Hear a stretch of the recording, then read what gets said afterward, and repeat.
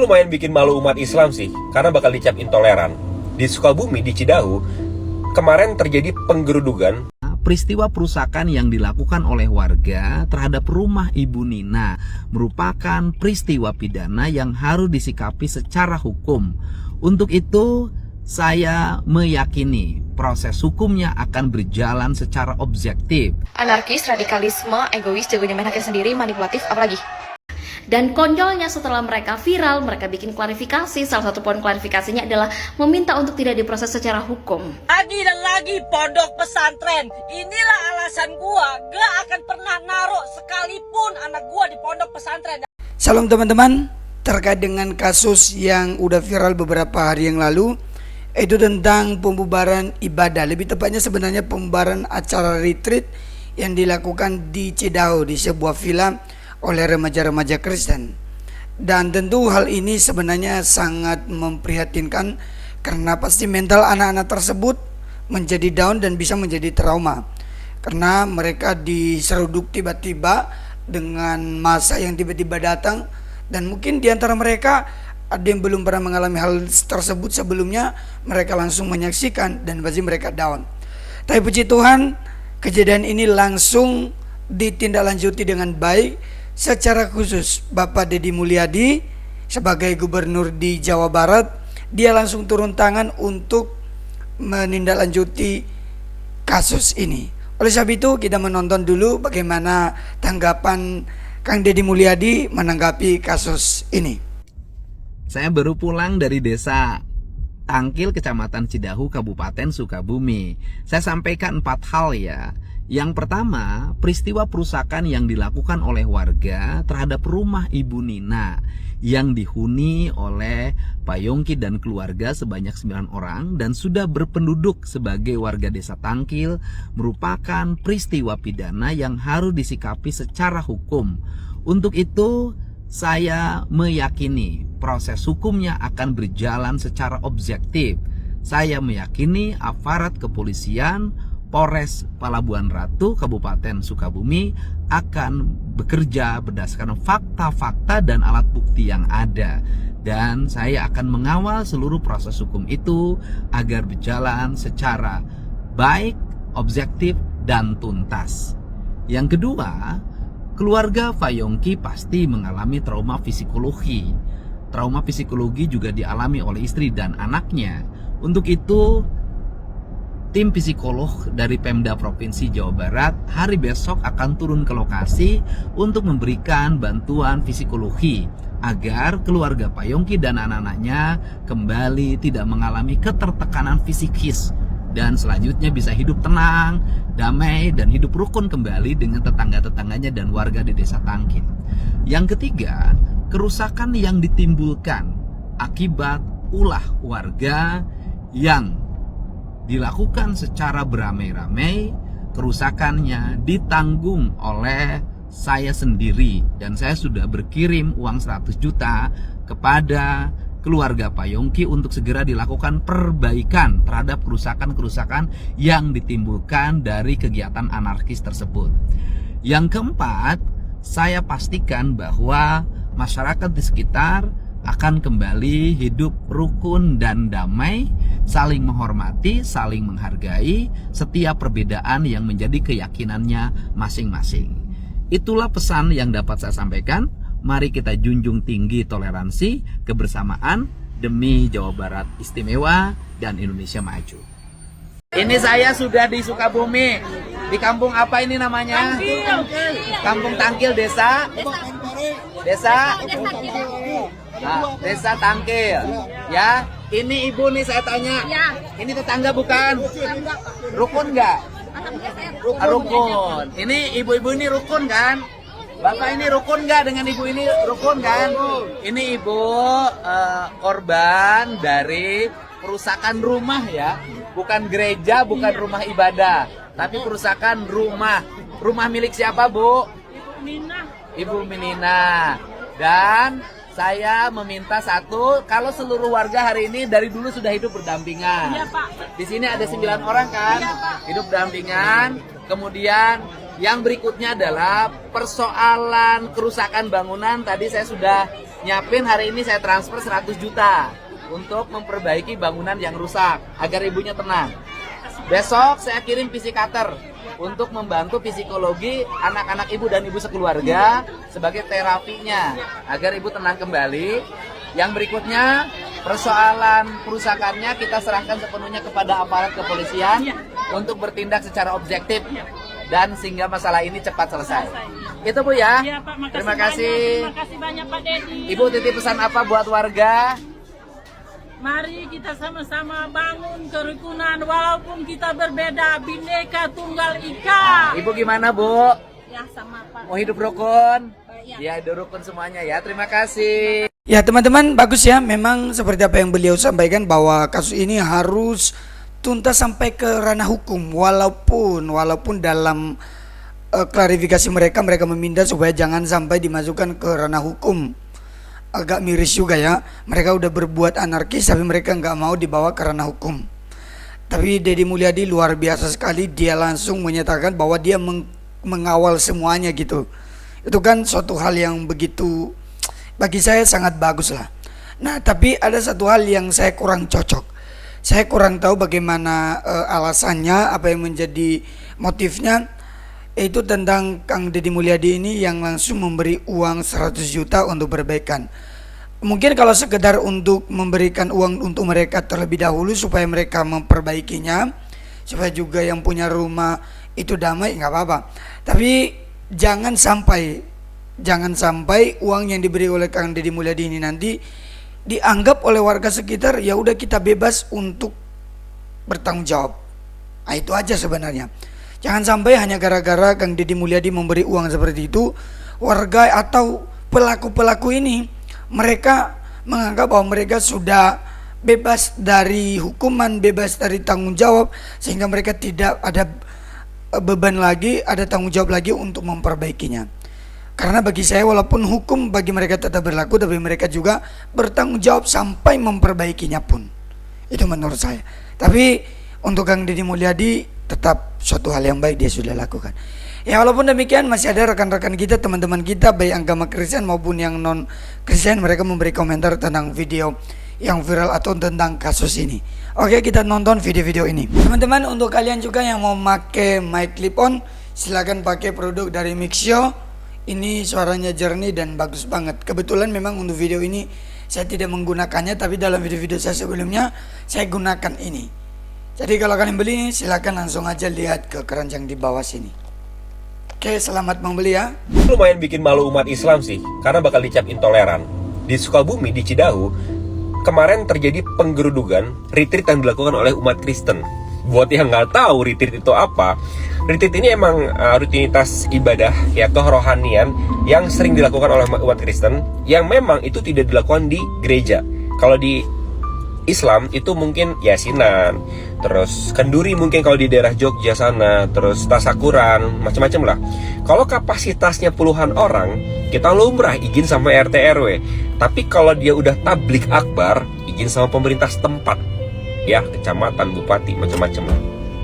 Nah, yang membuat warga tersulut emosinya itu karena ini tidak menguntungi izin, sudah 3 kali dilakukan, bukan rutin ya, 3 kali dilakukan, dan tidak izin dengan RT RW setempat, serta menyertakan simbol-simbol kekristenan, ya.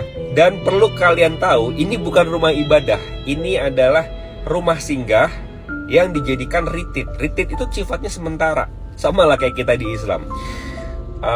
Ini hal yang bikin umat Islam akan dicap sebagai umat yang intoleran, dan gue nggak menyalahkan itu. Kenapa nggak duduk bareng? Kalau andai kata masyarakat setempat itu duduk negur pemilik acara tersebut untuk diskusi, tanya kenapa tidak izin, ya, kenapa nggak ngomong dulu sama RTW setempat, mungkin mereka yang akan malu. Tapi kalau yang terjadi seperti ini, umat Islam dan khususnya mereka yang akan malu. Terbukti kita meminta jangan sampai lanjut ke proses hukum, dan diharapkan diselesaikan dengan cara musyawarah mufakat. Dari klarifikasi mereka berharap tidak dilaporkan secara hukum ke polisi. Mereka akan mengganti rugi, memperbaiki itu, dan mereka berjanji tidak akan terulang lagi masalah tersebut. Itu klarifikasi yang membuktikan kalau mereka tuh sebenarnya sekarang malu. Tolonglah ya, jangan apa-apa ribut, duduk bareng, itu lebih harmonis kelihatannya. Ada sebuah kejadian yang bikin gregetan di Sukabumi tanggal 27 Juni kemarin, yaitu pengerusakan terhadap sebuah villa yang menjadi tempat retret anak-anak dan remaja. Dan konyolnya setelah mereka viral, mereka bikin klarifikasi. Salah satu poin klarifikasinya adalah meminta untuk tidak diproses secara hukum. Terus apa gunanya Indonesia sebagai negara hukum kalau semua kasus hanya berhenti diminta maaf dan berjanji tidak akan mengulangi kesalahan yang sama? Mereka berani berbuat tapi tidak berani untuk bertanggung jawab. Terjadi pengerusakan properti pribadi, fasilitas pribadi. Mereka telah melecehkan wajah toleransi Indonesia. Lalu mereka juga telah membuat anak-anak dan remaja itu merasa trauma dan dengan gampangnya minta maaf dan tidak ingin diproses secara hukum. Nyalinya ciut sekali. Waktu merusak properti itu nyalinya kayak besar sekali. Pas sudah salah, terus sekarang minta maaf dan tidak ingin diproses secara hukum. Lalu apakah iman kita sekerdil itu? Ketika kita melihat saudara-saudari kita yang berbeda agama dengan kita, ketika mereka beribadah, kita merasa terancam dengan ibadah mereka, merasa terancam dengan doa kita. Kayak seolah-olah kita tuh saingan. Siapa doa yang paling banyak yang diterima oleh Tuhan? Begitu. Tuhan kita, Tuhan saya dan Tuhan Anda berbeda. Tuhan kita saingan. Kok bisa-bisanya merasa terancam dengan orang lain yang beribadah?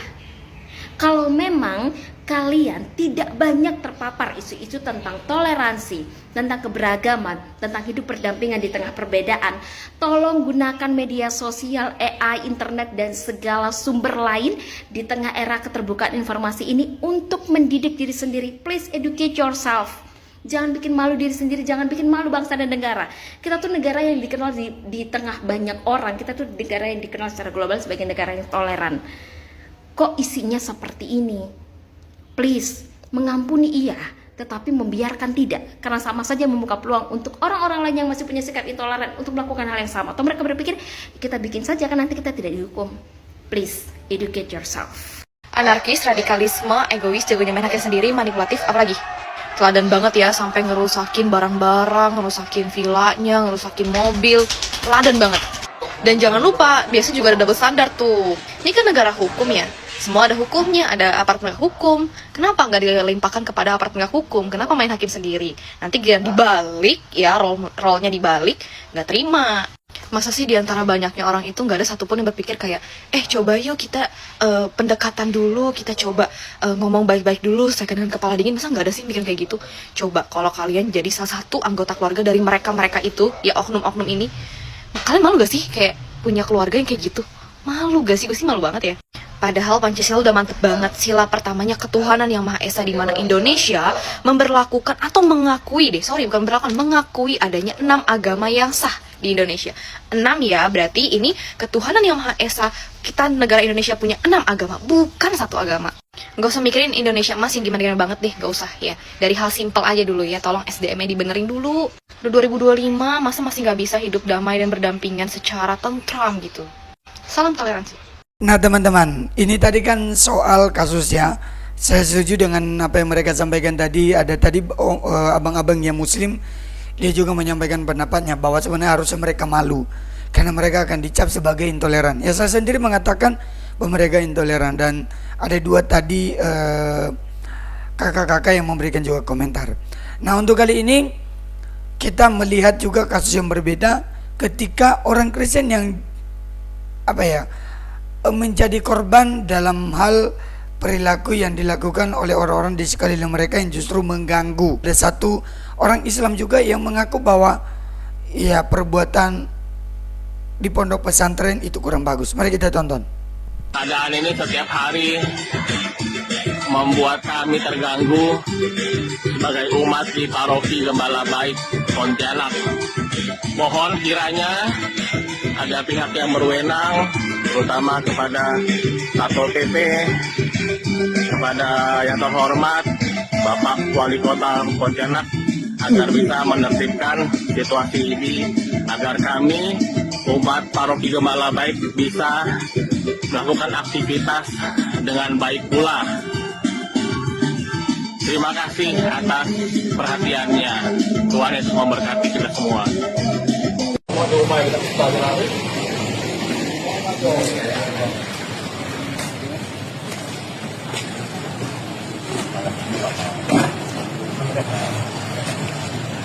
lah pemikiran. Habis. Jadi aku udah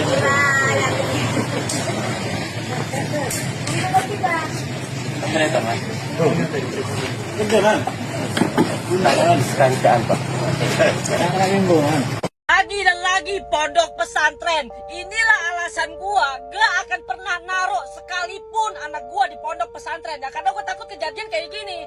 Kalau kalian gak setuju sama gua terserah. Kalau gua big no, anak gua mau belajar agama, gua suruh belajar sama Ustadz Edi Hidayat yang adab, yang gak turun ke jalan, yang gak demo-demo, gak usah ikut demo-demo, gak usah mengkafir-kafirkan orang, ngapain. Oke, sekarang mari kita bahas kasus ini. Dia ini adalah seorang abang yang sedang mencari keadilan untuk adiknya. Katanya adiknya ini MD gara-gara terlilit sabuk taekwondo. Sebentar, mari kita telaah. Terlilit sabuk taekwondo. Bos, itu sabuk taekwondo bisa jalan sendiri, bisa ngelilit sendiri, kan enggak? Dan bisa-bisanya kalian nyatakan ini kecelakaan. Coba tolong jelaskan ke kita gimana kronologi kecelakaannya itu. Dia lagi tidur tiba-tiba kelilit gitu. Apa dia lagi jalan jatuh terus tiba-tiba ngelilit gitu. Gimana? Makanya abang ini butuh kejelasan. Untuk pondok pesantrennya nih, ayolah berilah penjelasan. Gue takutnya ya kejadian ini sama kayak waktu si Bintang Balkis Maulana almarhum. Kalian masih inget gak? Itu loh santri juga yang kata pihak ponpesnya dia tuh MD gara-gara jatuh dari kamar mandi. Tapi setelah diselidiki ternyata Bintang itu MD gara-gara dikeroyok oleh senior-seniornya. Nah gue takutnya kayak gitu. Makanya daripada ini menjadi bola liar, alangkah baiknya lu kasih penjelasan lah tuh ke abangnya. Ya, kalian bisa bandingkan sendiri ya dari kasus ini, dari dua video ini tadi. Kita dapat melihat ya bahwa tidak semua orang nyaman dengan apa yang mereka lakukan. Oke, mari kita mendengarkan wawancara kepada Pak Yongki tentang kronologi dan juga bagaimana kejadian dan bagaimana menyelesaikan kejadian yang di villa ini. Kita menonton video ini. Pak, izin sebelum ke materi, izin nama lengkap dan di sini posisinya sebagai apa, Pak? Saya penunggu di villa sini. Nama saya Yongki Dian. Umur berapa tahun? Umur 56. Oke. Oke, Pak, yang Bapak ketahui di awal kejadian seperti apa yang bisa diceritain, Pak? Kan posisi saya penunggu, cuman saya kan kerja lagi di belakang dan kebetulan waktu kejadian saya di pojok sana karena ada kamar anak cucu saya. Jadi posisi kejadian itu sekitar 1:30. Ada beberapa orang masuk ke dalam sini. Ya, cuman gerakan-gerakan badan semua nggak pakai bahan alat sih. Yang balikin ini. Tapi semua saya nggak kenal. Yang cuma saya kenal Pak RT sama Ketua Badan Kesehatan Masjid sama yang Karang Taruna. Karena waktunya cuma pendek, saya cuma mungkin 15 menit saya diamankan keluar, mereka yang kawal. Oh, langsung diamankan? Iya, Pak, sama warga tetangga di sini semua. Oke. Pak, kalau ini udah berapa lama sih? Bapak di sini posisinya ngontrak? Saya di sini udah 4 tahun. Saya warga di sini juga, Desa Tangkil. Warga Desa Tangkil. Sebagai penunggu sekaligus warga Desa Tangkil, Pak ya. Pak, kalau rumah singgah ini sejak kapan mulai digunakan dan memang tujuan awalnya? Kalau ini tetap rumah tinggal. Saya sama ibu juga memang tetap rumah tinggal. Iya. Apakah rumah ini memang difungsikan sebagai fungsi keagamaan atau gimana? Enggak, ini cuma rumah tempat ibu aja istirahat. Oh, ibu istirahat. Cuman memang ada kadang-kadang tamu ibu, keluarganya kan keluarga besar. Kadang suka nginep sini. Jadi nggak ada yang memang istilah untuk kegiatan terbang, nggak ada. Apalagi di jadwal enggak.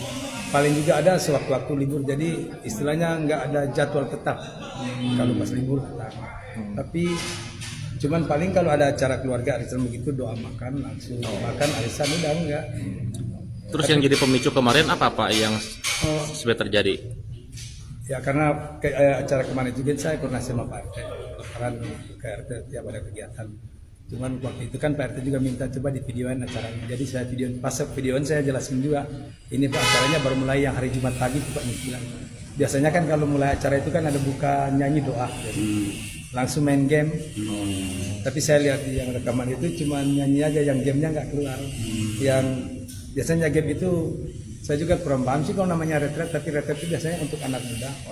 Iya, gamenya yang kayak bentuk misalnya dari bilang huruf S, gerak badannya gimana gitu, karena anak-anak yang hadir itu umur 10-14 tahun. Cuman ada pendamping sih, ada. Kebetulan koki juga ada 3, karena istri saya nggak mampu kalau mau urus makan mereka, karena kita juga urus orang 9 orang. Jadi mereka bawa kopi juga, ada orang dewasa gitu. Oh, kegiatannya itu anak-anak. Anak Umur berapa tahun kira-kira? 10-14 pra remaja. Berapa banyak? Dia anak-anaknya 30 atau 9, yang 35 ke semua Pak, sama dewasa 5. Kegiatan jenis kegiatannya apa tuh Pak? Itu yang retret yang game sambil main gitu. Berarti kegiatan anak-anak berarti Pak ya Iya, kemarin? kegiatan anak-anak, cuman kan awalnya kan tetap buka doa gitu. Udah sering? Sering? Enggak. Itu tuh kalau anak-anak libur sekolah aja. Iya, itu juga saya udah 4 tahun ini baru itu juga. Yang kemarin agak dewasa pemuda sama yang kejadian kemarin. Kalau yang biasanya mengelola di rumah ini siapa Pak? Atau yang bagian pengelola atau lain ada yang menjaga tempat Bapak sendiri? Saya pernah menjawab semua, baik keuangan, inventar semua, keamanan di dalam juga. Enggak, kalau boleh tahu Pak, si anak-anak tersebut itu berasal dari mana aja? Misalkan saudara atau gimana gitu Pak? Kebetulan Pak Wedi yang adik pemilik rumah, anaknya punya acara, anaknya remaja. Kegiatan anaknya. Berarti Jadi mengundang yang lain apa gimana? Iya, satu teman kayak pemain apa semacam kumpulan gitu ya.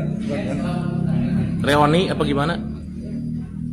Saya kurang tahu juga Pak. Soalnya kalau acara begitu kan saya cuma dikasih tahu ada tamu. Tapi saya juga karena saya yang jaga sini, saya tanya juga secara umum aja acaranya apa, karena saya laporan ke RT sama Mbak Bin Kamtimas Parudi, saya sering info sama Pak Tinggi, saya akrab.